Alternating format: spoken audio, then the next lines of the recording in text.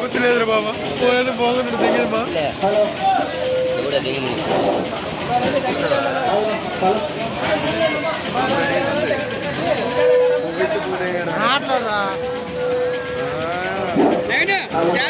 నాకు తెలుసు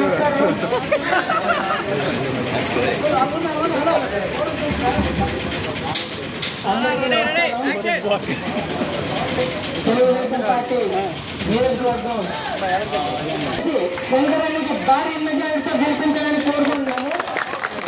అలాగే ఎంపీగా రామ్మోహన్ నాయుడు గారికి గెలిపించి ఆయన ఆశీర్వదించాలని కోరుతున్నాను.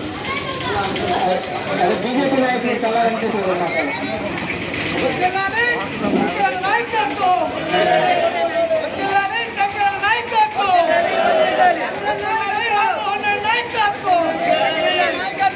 అందరికీ నమస్కారం. నా పేరు వెంకటేశ్వరరావు, బీజేపీ జాతీయ కౌన్సిల్ సభ్యుడిని.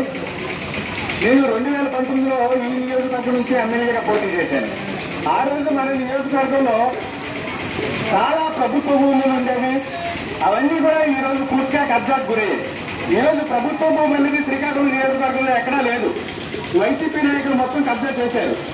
ఇంకోసారి కానీ మీరు వైసీపీకి కానీ మీరు అధికారం ఇచ్చారంటే మీ సొంత ఇల్లులు కానీ మీ సొంత ప్లేసులు ఉంటే అవి కూడా కబ్జాకు గురవుతాయి. అందుకే జాగ్రత్తగా కూటమి అభ్యర్థి అయిన గొండి శంకర్ గారిని గెలిపించాలి ఓటు వేసి.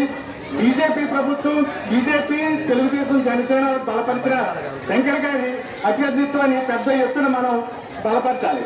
ఈరోజు మీకు ఏవైతే సంక్షేమ పథకాలు, ఇంటికి రైస్ ఇస్తున్నారు, ఇంటికి కొలాయి ఇస్తున్నారు, రోడ్లు వేస్తున్నారు, పెన్షన్ ఇస్తున్నారు, ఏది కూడా నరేంద్ర మోడీ ప్రభుత్వం ఇస్తుంది.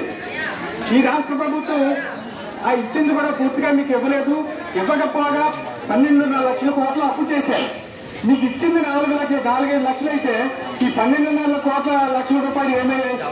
అందుకే మీరు తప్పకుండా శంకర్ గారి అభ్యర్థులను బలపరచాలి. మీకు వచ్చే సంక్షేమ పథకాలు ఏవి ఆగవు. దీనికంటే ఎక్కువ సంక్షేమ పథకాలు మీకు తప్పకుండా అందుతాయి.